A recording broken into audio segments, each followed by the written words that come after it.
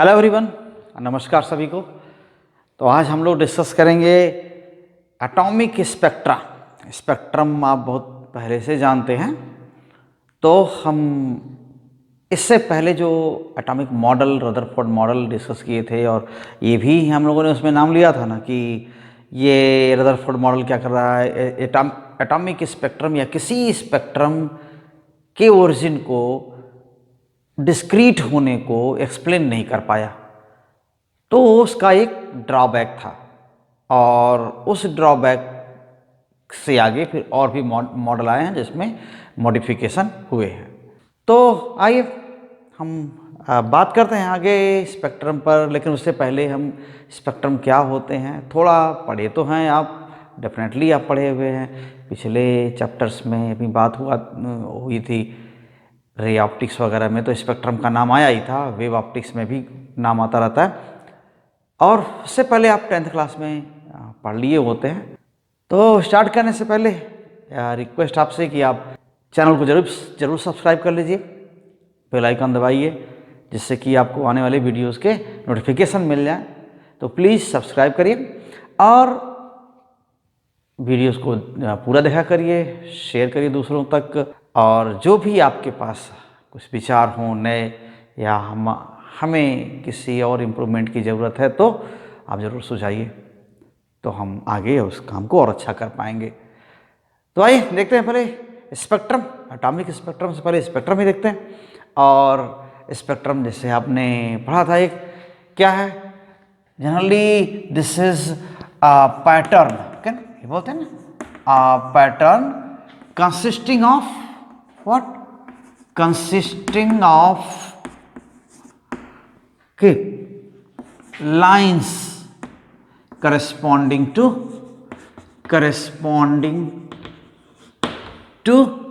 what? Wavelengths present in incident beam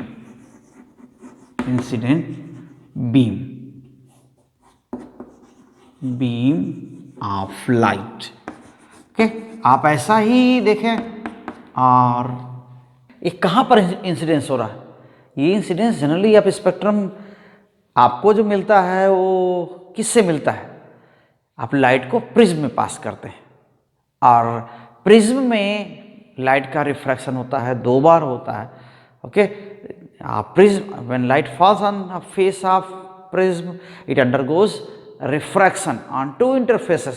पहले आप air glass, अगर ग्लास प्रिज्म है तो, फिर उसके बाद ग्लास एयर इंटरफेस।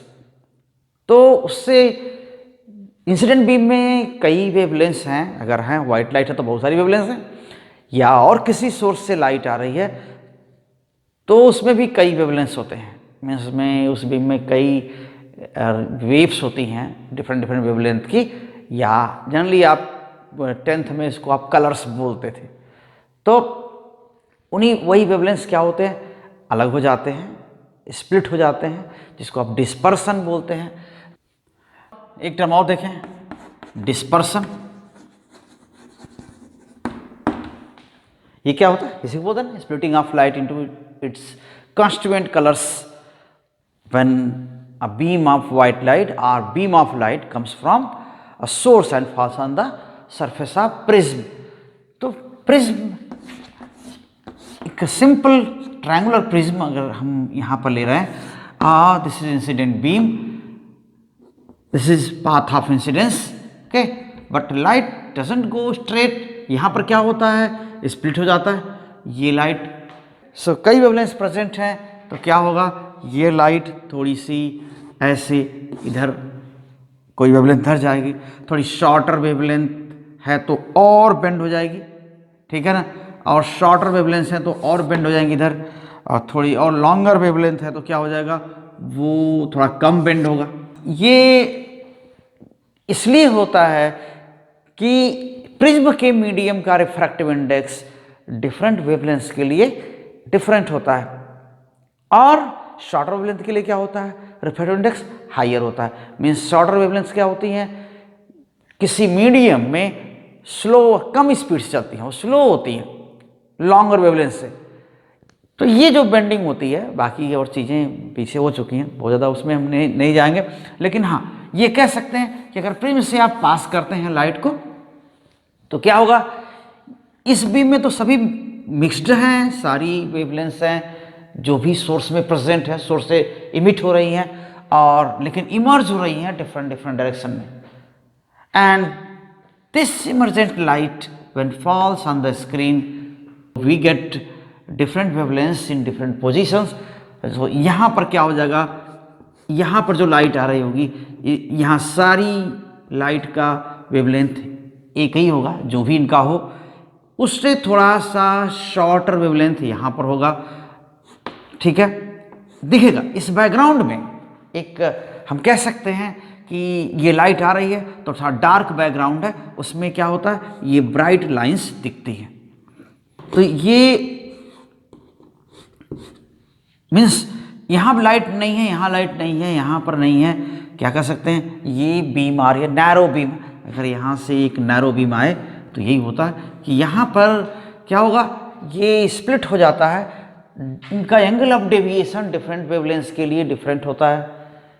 जिसका वेवलेंथ शॉर्टर है, कम है, उसके लिए डेविएशन ज़्यादा होता है, उसके लिए मीडियम का रिफ्रैक्टिव इंडेक्स ज़्यादा होता है, इसलिए डेविएशन भी ज़्यादा होता है, वैसे भी बोलते हैं। तो इंसिडेंट बीम में जो भी लाइट रहे होंगी, जो भी रेडिएशन रहे होंगे, इसमें क्या है, लॉन्गेस्ट वेवलेंथ यही होगा, लॉन्गेस्ट वेवलेंथ, एंड ये क्या होगा फिर, शॉर्टेस्ट होगा।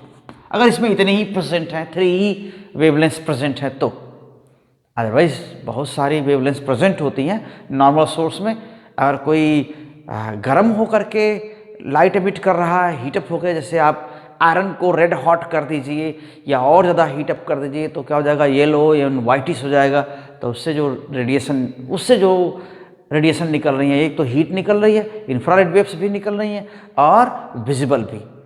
तो वहाँ पर एक रेंज में सारी वेवलेंथ्स मीन्स ये भी सारी वेवलेंथ्स मिलेंगी। बहुत सारी लाइट है, बहुत सारी वेवलेंथ है ना, बहुत सारी वेवलेंथ्स की लाइट है। तो उसमें क्या होगा, ये जितना होगा ना, ये कोई स्पेस खाली यहाँ नहीं दिखेगा, कोई खाली नहीं दिखेगा, यहाँ पूरा इसी को बोलते हैं कॉन्टिन्यूअस स्पेक्ट्रम। तो रेड हॉट या हॉट ग्लोइंग ऑब्जेक्ट्स कोई भी होंगे, हॉट ग्लोइंग ऑब्जेक्ट जैसे एकदम आयरन बहुत ज़्यादा गर्म हो जाए, या कोई भी मटेरियल जो एकदम देखने में गर्म होने के बाद ग्लो करता है, उसकी लाइट कहते हैं रेड हॉट है, या रेड हॉट, रेड से भी कभी कभी येलोइश या वाइटिश हो जाता है और ज़्यादा हीटअप होने पर, तो वहाँ पर हम कहते हैं हॉट ग्लोइंग ऑब्जेक्ट्स। तो हॉट ग्लोइंग ऑब्जेक्ट से क्या होता है, जो रेडिएशन निकलती है उसमें बहुत सारी वेवलेंथ्स होती हैं, यानी कोई गैप भी इसमें नहीं दिखता, ऐसा होता है। तो इसीलिए बोलते हैं कि उसमें जो लाइट आएगी उसमें यहाँ वेवलेंथ होगी, ये भी, तो पूरा ये खाली कहीं नहीं दिखेगा, कोई गैप नहीं दिखेगा। मीन्स एक यहाँ से लेके यहाँ तक एक सर्टेन रेंज में सारी वेवलेंथ प्रेजेंट है। तो ऐसे को आप क्या बोलते हैं, कॉन्टिन्यूअस स्पेक्ट्रम। तो ये सीक्वेंस है किसका, वेवलेंथ का। तो इसमें वही कहते हैं a pattern consisting of lines corresponding to wavelengths present in the incident beam of light. Okay, so this is a pattern, and a spectrum has order of increasing and decreasing or decreasing wavelength. Okay, किसी spectrum में क्या होता है, एक wavelength change होने का order होता है। So a spectrum, you can say spectrum has order of variation of wavelength. तो यहां पर शॉर्टर इधर, लॉन्गर इधर, बेंड सभी होंगे। इस मीडियम में सभी की स्पीड कम होगी जितना वैक्यूम में होती है, लेकिन जिसमें ज्यादा कमी आनी है वो कौन सा होगा, शॉर्टर वेवलेंथ्स होंगे। यही स्पेक्ट्रम है यहां पर भी। आप अगर एटॉमिक स्पेक्ट्रा कह रहे हैं तो एटॉमिक टर्म क्यों इसमें ऐड हो गया, और पहले स्पेक्ट्रम था तो हम सोर्स नहीं बताते थे कहाँ से लाइट आ रही है। हाँ, मतलब सोर्स बता दें, एटॉमिक स्पेक्ट्रा कहाँ से नाम आ गया, ये वाला टर्म। लाइट तो किसी सोर्स से आती है, वो सन से भी लाइट आ सकती है, ये फिलामेंट लैम्प से लाइट आ सकती है, कोई और मरकरी लैंप है उससे लाइट आ सकती है, या किसी और से कोई स्पार्क हो रहा है वहाँ से लाइट आ सकती है। तो इससे क्या करते हैं, हमें हर किसी भी लाइट का स्पेक्ट्रम ले सकते हैं। ये लाइट कहीं से भी प्रेजेंट हो सकती है तो उसका स्पेक्ट्रम लेते हैं। जैसे अब मरकरी लैंप की बात होती है तो मरकरी लैंप में क्या होता है, उसमें मरकरी वेपर को एक्साइट करते हैं, मीन्स उसमें पोटेंशियल डिफरेंस लगा करके क्या करते हैं, उसमें इलेक्ट्रॉन्स मूव करते हैं एक इलेक्ट्रोड से दूसरे इलेक्ट्रोड तक, या कैथोड से एनोड, जो भी होगा वहाँ पर वो इलेक्ट्रॉन वेपर मॉलिक्यूल्स को या वेपर के जो एटम्स हैं वो उनको कोलाइड करके उनको एनर्जी ट्रांसफ़र करते हैं। जब वो इलेक्ट्रॉन कोलाइड हुए, इनको एनर्जी मिली एटम्स को, फिर एटम्स क्या हुए, एक्साइटेड स्टेट बोलते हैं कि एक्साइट हो गए, कुछ हायर लेवल की उसमें एनर्जी हो गई, और वो क्या करते हैं फिर अपनी एनर्जी बहुत अपने यहाँ रख नहीं पाते। ओके, उनका लाइफ टाइम जो हायर एनर्जी के साथ है वो बहुत कम है। So definitely they come down to their lower stable states and in doing this they emit radiation. Okay, so अपनी एनर्जी रेडिएशन के फॉर्म में इमिट करते हैं। तो वही अगर उस मरकरी लैंप की लाइट को आप एक पैरेलल बीम बना करके, एक नैरो बीम बना करके यहाँ पर ले आएँ, तो उस मरकरी लैंप से निकलने वाली लाइट में जो भी वेवलेंथ्स होंगी वो कहाँ होंगी, यहाँ पर आप वो उसके करस्पॉन्डिंग आप ब्राइट लाइंस देखेंगे। तो वहाँ पर सारी, जैसे कि हॉट ग्लोइंग ऑब्जेक्ट में, जैसे हॉट आयरन या कोई भी मेटल है बहुत ग्लो कर रहा है गर्म होकर के, उसमें तो बहुत सारी वेवलेंथ होती हैं। सनलाइट में भी बहुत सारी वेवलेंथ होती हैं, तो उनका स्पेक्ट्रम तो क्या मिलता है, कॉन्टिन्यूअस मिलता है। लेकिन इस तरह जो वेपर, इसको बोलते हैं रेरिफाइड वेपर, बहुत लो प्रेशर पर वेपर, उसको रेरिफाइड वेपर कहते हैं, वैसे की बात कहते हैं। तो वहाँ से अगर कोई लाइट प्रोड्यूस हो रही है तो वहाँ पर क्या होता है, उसमें कुछ ही वेवलेंथ प्रेजेंट होती हैं। याद रखिए इस चीज़ को, क्योंकि बार बार ये चीज़ कहीं लिखी हुई आपको मिल सकती है कि हॉट ग्लोइंग ऑब्जेक्ट और सन हो गया, ऐसे में इनसे जो लाइट आती है उसमें बहुत सारी वेवलेंथ होती हैं। एक यहाँ से लेके यहाँ तक, या कहिए कि एक सर्टेन रेंज में सारी वेवलेंथ प्रेजेंट होती हैं। तो इसीलिए हॉट ग्लोइंग ऑब्जेक्ट या सन के स्पेक्ट्रम को क्या बोलते हैं, कॉन्टिन्यूअस स्पेक्ट्रम, यानी पूरा ये यहाँ से यहाँ ब्राइट ही दिखेगा। तो सन से आने वाली लाइट को एक नैरो बीम बना के भेजेंगे, यहाँ पर पतली सी बीम बना के यहाँ भेजेंगे, स्लिट में से एक स्लिट यहाँ पर रख देंगे या एक होल रख देंगे छोटा सा, उस होल में से लाइट पास हो रही है, इंटेंस लाइट, चाहे हॉट ग्लोइंग ऑब्जेक्ट हो, वहाँ से लाइट ले लें। तो जैसे हॉट ग्लोइंग ऑब्जेक्ट क्या है, फिलामेंट लैंप में क्या होता है, जो फिलामेंट है वो गर्म होकर के चमकता है, तो वो हॉट ग्लोइंग ऑब्जेक्ट है। तो वहाँ जो लाइट आ रही है उसको भी ऐसे भेजेंगे फिलामेंट लैंप की। मरकरी लैंप फिलामेंट लैंप नहीं है, फिलामेंट उसमें भी होता है लेकिन उस फिलामेंट से लाइट नहीं निकलती है, मरकरी वेपर में से लाइट निकलती है। फिलामेंट से बस इलेक्ट्रॉन निकल करके मरकरी एटम्स को हिट करते हैं, उसको एनर्जी देते हैं, और जो लाइट निकलती है वो मरकरी वेपर से आती है। ठीक है, लो प्रेशर पर उसमें भरा होता है। तो यहाँ पर अगर ये लाइट ऐसे जा रही है, ये किसी की भी लाइट हो सकती है, तो अगर फिलामेंट लैंप की है या सनलाइट की बीम है, वाइट लाइट बोलते हैं जिसको, तो कॉन्टिन्यूअस स्पेक्ट्रम मिलता है। लेकिन अगर यहीं पर ये क्या है, एक वेपर है लो प्रेशर पर, ठीक है ना, सो लो प्रेशर पर यहाँ पर क्या है, लो प्रेशर है और वेपर, ठीक है, वेपर एट लो प्रेशर, किसका वेपर है, उसको एक्साइट करना, और इवन क्या है, excited vapour, you can say another thing here, excited vapour at low pressure, तो वहां से लाइट निकलती है। तो बस मरकरी लैंप ही नहीं है, जो फ्लोरोसेंट ट्यूब है, यानी जो ट्यूब लाइट आप बोलते हैं, तो जो ट्यूब लाइट जो पहले वाली है वो उसमें यही होता है कि उसमें आर्गन गैस भरी होती है, इलेक्ट्रॉन्स कोलाइड करते हैं आर्गन गैस के मॉलिक्यूल्स के साथ, आई एटम कहिए उसको, एटम के साथ, और उससे अल्ट्रावायलेट रेडिएशन निकलते हैं।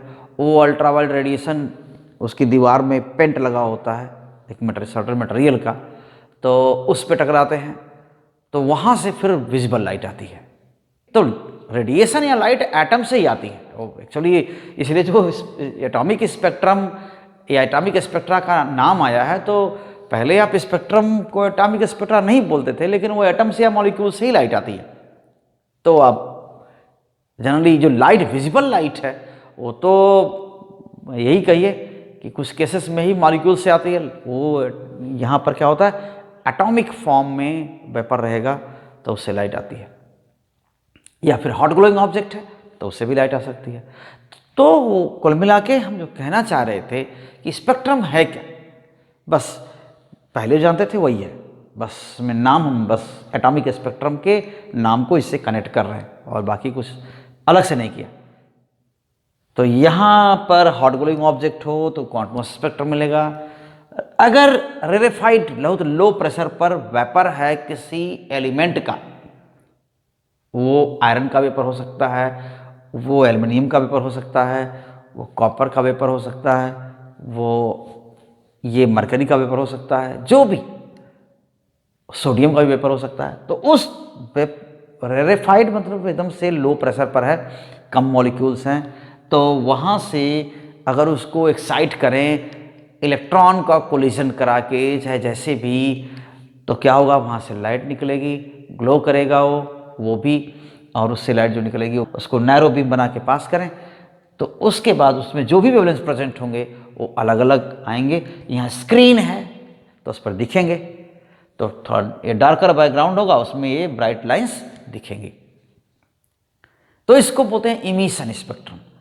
एक्साइट किया वेपर को, एटम्स ने एनर्जी लिया कोलिजन से, इलेक्ट्रॉन ने कोलाइड करके एनर्जी दिया उसको, और फिर वो इमिट करते हैं अपनी एनर्जी, फिर वापस छोड़ते हैं, तो लाइट के फॉर्म में या रेडिएशन के फॉर्म में छोड़ते हैं। वो हीट के फॉर्म में भी हो सकता है, वो अल्ट्रावायलेट के फॉर्म में भी हो सकता है, वो विजिबल लाइट के फॉर्म भी हो सकता है। तो वो इमिट करते हैं, तो इससे हमें डार्क बैकग्राउंड में ब्राइट लाइन्स मिलती हैं, तो इनको हम इमिशन स्पेक्ट्रम कहते हैं।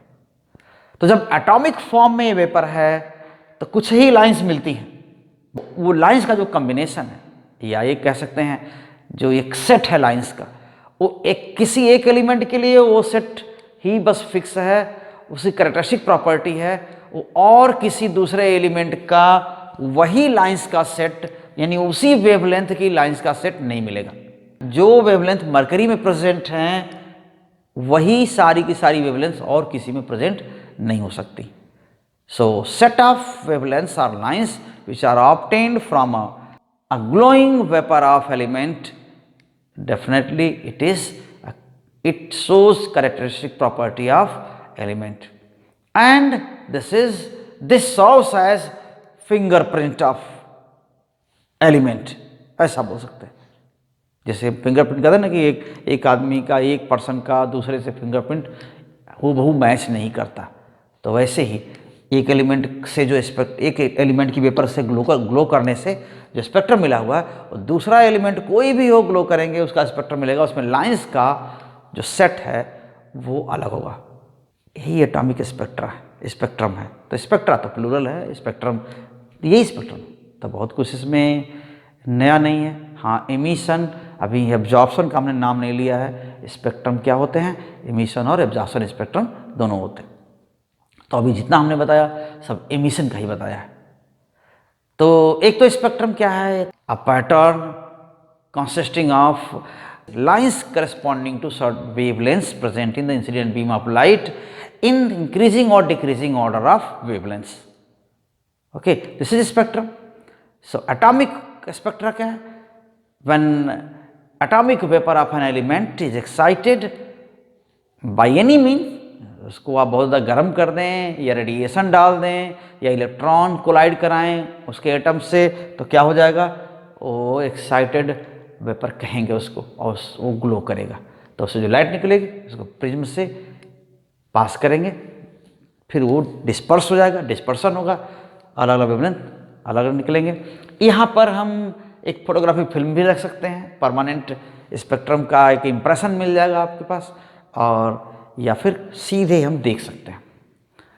प्रिज्म के प्लेस में और भी कुछ चीज़ें हैं, ग्रेटिंग है, ऐसे करके उससे स्पेक्ट्रम हम ऑब्टेन करते हैं। और प्रिज्म, जनरली आप प्रिज्म को जानते हैं, बहुत पहले से प्रिज्म के बारे में सुनते हैं, स्पेक्ट्रम के बारे में सुनते हैं, इसलिए वहाँ पर लोगों ने लिया नाम लिया। तो आइए, तो इससे थोड़ा आगे बढ़ते हैं, यही एटॉमिक स्पेक्ट्रम है। तो एटॉमिक स्पेक्ट्रम क्या है? So spectrum obtained, okay, spectrum obtained by exciting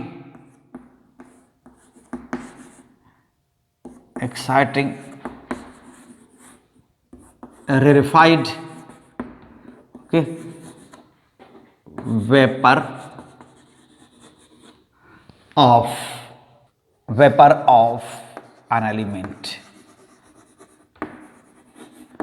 This vapor glows when excited, okay, excited by collision of its atoms and energetic electrons, okay, ये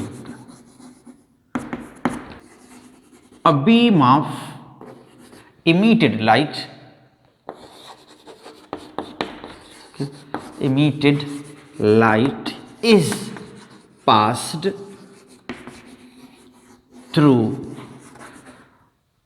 a prism to obtain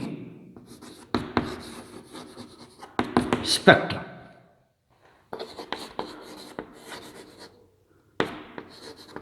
So an atomic spectrum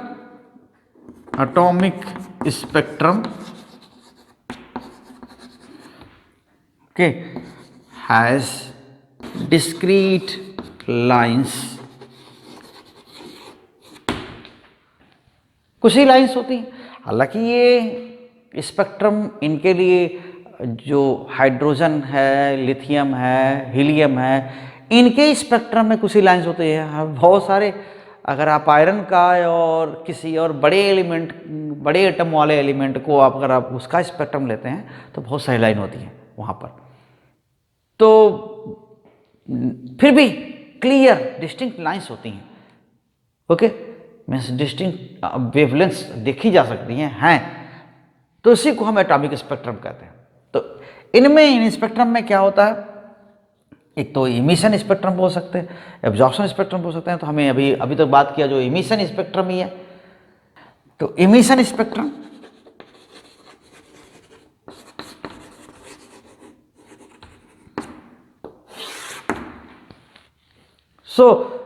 अगर light emit कर रहा है, glow कर रही है gas, ठीक है ना, spectrum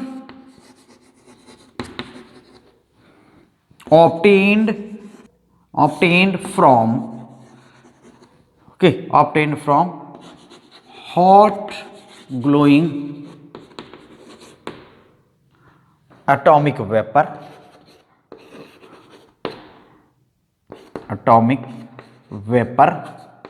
or hot glowing solids. This is glowing vapor only. Glowing vapor may not emit heat, okay. So from glowing atomic vapor or hot glowing solids are emission spectra, okay. Emission spectra, because light is emitted by constituent atoms of constituent atoms of these elements, okay. In this case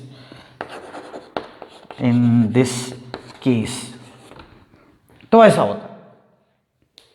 तो absorption spectrum क्या होता है, अगर किसी vapour में, किसी element के vapour में अगर लाइट पास करें, अब देखिए ग्लोइंग वेपर नहीं है, नॉन ग्लोइंग वेपर है। If light from a source of continuous spectrum, a light from hot glowing solid या hot glowing object is pass through vapour of an element, okay, non glowing vapour, तब क्या ये पाया जाता है कि कुछ वेवलेंथ को गैस या वेपर अब्जॉर्ब कर लेती है। तो जो उससे निकलने वाली लाइट है वो उस लाइट में कुछ वेवलेंथ कम हो जाती हैं, उस वेवलेंथ की लाइट कम हो जाती है।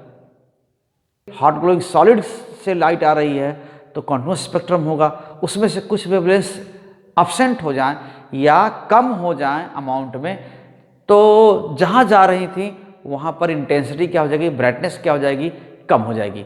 तो उस वेवलेंथ की ब्राइटनेस वहाँ कम हो जाएगी, तो पूरा कॉन्टिन्यूअस स्पेक्ट्रम है, पूरा ब्राइट बैकग्राउंड हो जाता है और उसमें कहीं कहीं कम इंटेंसिटी होती है, तो बोलते हैं कि डार्क लाइंस आ रही हैं। तो ऐसे स्पेक्ट्रम को क्या बोलते हैं, एब्जॉर्प्शन स्पेक्ट्रम। तो ये तो एमिशन स्पेक्ट्रम हुआ, और एब्जॉर्प्शन स्पेक्ट्रम क्या है? सो एब्जॉर्प्शन स्पेक्ट्रम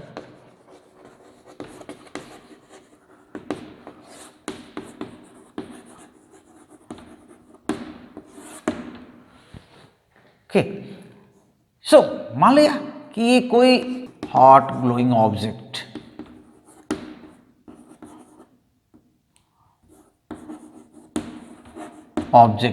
या बेसिकली सॉलिड जो भी है, तभी इससे क्या होगा, स्पेक्ट्रम कॉन्टिन्यूअस मिलेगा। तो यहां से जो लाइट आ रही है, यहां पे क्या करते हैं, एक वेपर में लाइट पास करते हैं। सो ये क्या है, वेपर ऑफ एलिमेंट, ठीक है, वेपर ऑफ एलिमेंट जिसका स्पेक्ट्रम जिस एलिमेंट का एब्जॉर्प्शन स्पेक्ट्रम लेना है, उस एलिमेंट की वेपर यहां पर होगी और यहां से लाइट आप पास करते हैं। तो ये सोर्स है, मान लेते हैं ये सोर्स है, यहां से लाइट जा रही है, ठीक, कोलिमेटेड लाइट है। तो इससे क्या होगा, इसको बोलते हैं कोलिमेटेड लाइट, यानी पैरेलल बीम है, ठीक है, beam of light with continuous spectrum, okay. So continuous spectrum means इसमें हर वेवलेंथ है एक रेंज में, तो ये लाइट जो कुछ वेवलेंथ इसमें अब्जॉर्ब हो जाती है। जनरली जिस वेवलेंथ की लाइट को ये वेपर ग्लो करने के टाइम इमिट करती है, वैसे उन वेवलेंथ की लाइट को अब्जॉर्ब भी कर सकती है जब ये कोल्ड है। तो इसीलिए बोलते हैं कि एब्जॉर्प्शन और इमिशन उन्हीं वेवलेंथ का हो सकता है। तो इससे जो लाइट निकल रही है, जो पास हो रही है, उसको क्या करते हैं, हम स्लिट से पास करते हैं, ठीक है ना, यहां पर स्लिट है, और इससे पास करने पर क्या मिल गया, एक प्रिज्म से पास करने पर क्या मिलेगा, स्पेक्ट्रम। इस प्रिज्म से पास करने पर स्पेक्ट्रम मिलेगा, और उसमें अब कहां से लाइट आ रही थी, ये जो लाइट यहां से आ रही थी वो क्या था, कॉन्टिन्यूअस स्पेक्ट्रम का सोर्स था।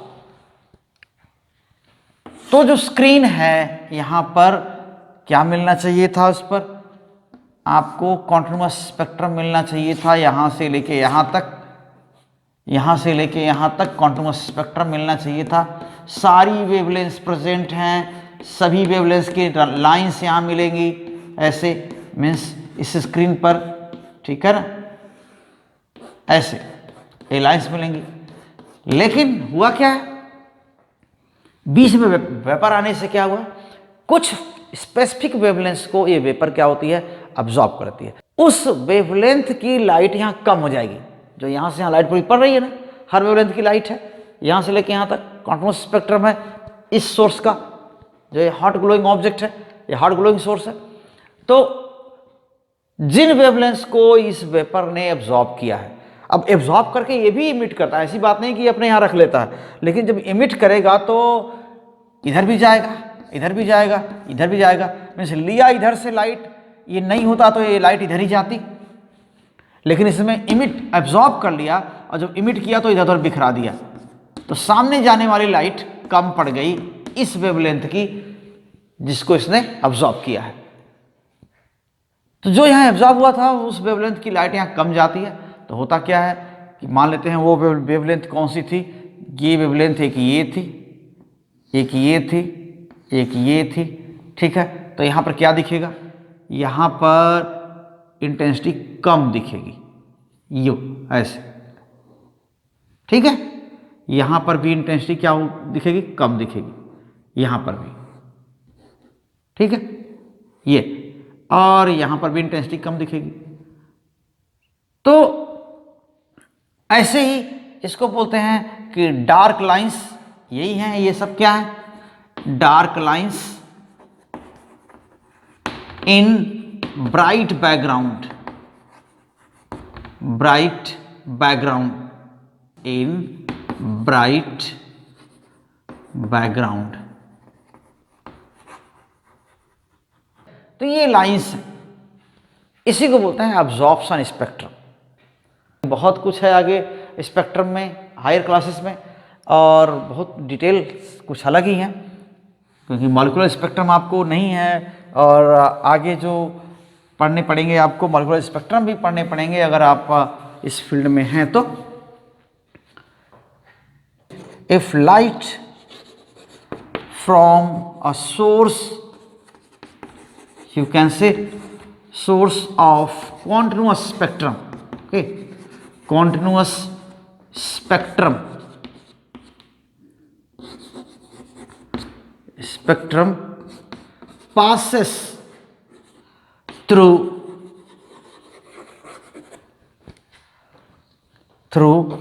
a non-glowing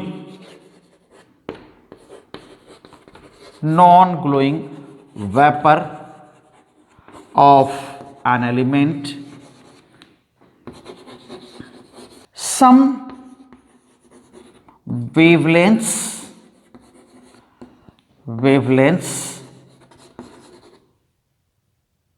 of incident light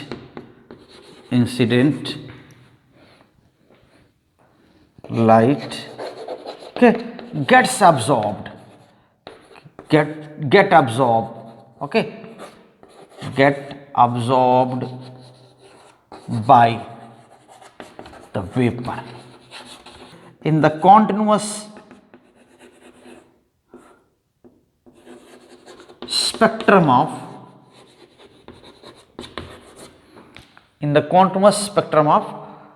transmitted light,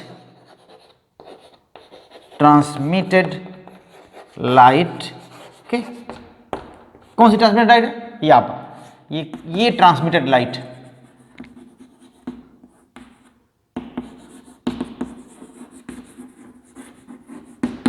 in the continuous spectrum of transmitted light some dark lines are observed, you can say observed in the bright background,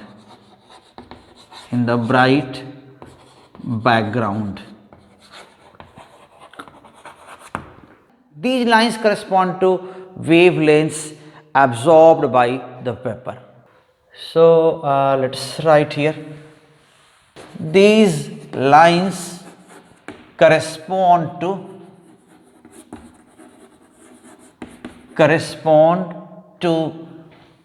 wavelengths absorbed by the vapor. So the spectrum obtained so is called absorption spectrum, absorption spectrum of the element. Okay, so ये emission absorption spectrum, बहुत सारे spectrum देखे गए और आप generally आपके syllabus में जो है वो हाइड्रोजन स्पेक्ट्रम, क्योंकि सिंपलेस्ट एटम हाइड्रोजन है और उसका स्पेक्ट्रम भी अदर एलिमेंट्स की कंपैरिजन में हाइड्रोजन का एटॉमिक स्पेक्ट्रम क्या होता है, बहुत ही सिंपल होता है और बहुत ही अच्छी तरह ऑब्जर्वेबल होता है। तो इसी के बारे में चर्चा है। तो अभी तो इस वीडियो में काफ़ी समय हो चुका और हम नेक्स्ट वीडियो में हम हाइड्रोजन स्पेक्ट्रम की बात करेंगे और जो बामर और कुछ स्पेक्ट्रम की सीरीज़ है जनरली, उनके बारे में बात करेंगे। तो इस वीडियो को हम यहीं रोकना चाहते हैं और उम्मीद है कि आपको समझ में ज़रूर आया होगा। अब मैं एक बार फिर से आपसे रिक्वेस्ट करूंगा कि आप चैनल को सब्सक्राइब कर लीजिए और वीडियो को और लोगों तक पहुंचाइए, शेयर करिए और पूरा देखा करिए। So thank you very much, thank you again, all the best.